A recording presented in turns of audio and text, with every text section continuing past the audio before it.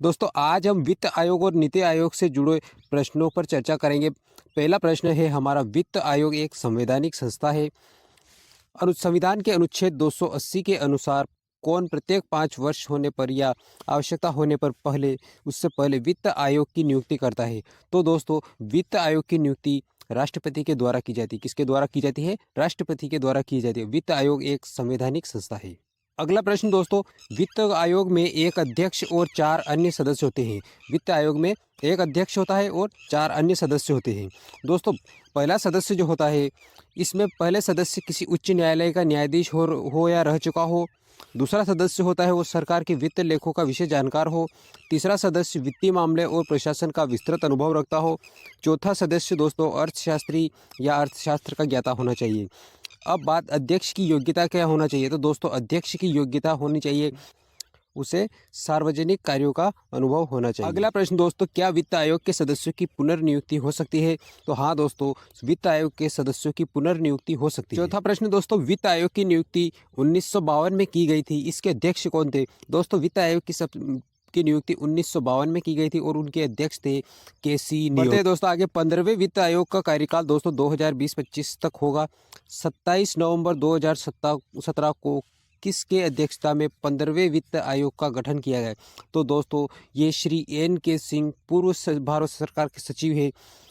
इनकी अध्यक्षता में 15वें वित्त आयोग का गठन किया गया, जिसका कार्यकाल 2020 से लेकर 2025 तक होगा। अगला प्रश्न दोस्तों, 15वें वित्त आयोग द्वारा राजस्व में राज्यों की कुल हिस्सेदारी में 1% कटौती किस कारण की गई? तो दोस्तों ये कटौती जम्मू कश्मीर के पुनर्गठन के कारण की गई। किसके कारण? पुनर्गठन के कारण। जम्मू कश्मीर के पुनर्गठन के कारण राज्यों के कुल हिस्सेदारी में 1% की कटौती की गई। अब दोस्तों नीति आयोग राष्ट्रीय विकास परिषद से जुड़े प्रश्नों को देखेंगे अपन। एम विश्वेश्वरैया ने 1934 में अपनी एक पुस्तक में भारत के सुनियोजित विकास के लिए एक 10 वर्षीय योजना प्रस्तुत की थी। दोस्तों इस पुस्तक का नाम है भारत के लिए नियोजित अर्थव्यवस्था। प्रश्न का आंसर क्या है? भारत के लिए नियोजित अर्थव्यवस्था। एम विश्वेश्वरैया ने 1934 में प्रकाशित अपनी पुस्तक भारत के लिए नियोजित अर्थव्यवस्था में भारत के सुनियोजित विकास के लिए 10 वर्षीय योजना प्रस्तुत की थी। अगला प्रश्न दोस्तों, भारतीय राष्ट्रीय कांग्रेस ने किसके अध्यक्षता में 1938 में राष्ट्रीय योजना आयोग समिति का गठन किया था? तो दोस्तों 1938 में राष्ट्रीय योजना आयोग समिति का गठन जवाहरलाल नेहरू जी की अध्यक्षता में किया गया था। तीसरा प्रश्न दोस्तों, 1946 में जवाहरलाल नेहरू की अध्यक्षता में अंतरिम सरकार का गठन होने के बाद सितंबर 1946 में इसकी अध्यक्षता गठित की गई।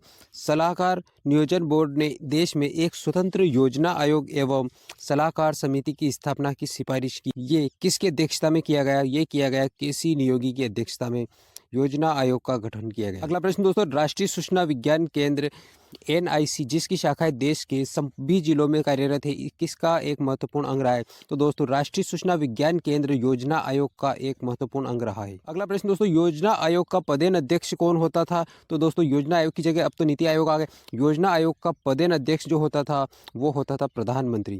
प्रधानमंत्री योजना आयोग का पदेन अध्यक्ष होता था। बढ़ते हैं दोस्तों आगे छठे प्रश्न पर। योजना आयोग के प्रथम उपाध्यक्ष गुलजारी लाल नंदा थे और इसके अंतिम उपाध्यक्ष कौन थे? दोस्तों योजना आयोग के प्रथम उपाध्यक्ष गुलजारी लाल नंदा थे और अंतिम आखिरी उपाध्यक्ष थे वो मोंटेग सिंह अहलूवालिया थे। कौन थे?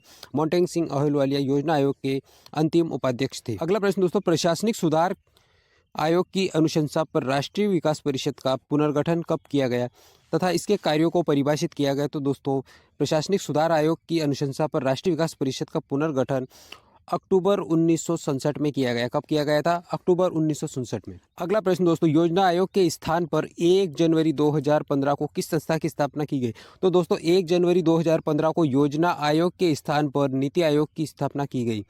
क्या किया गया?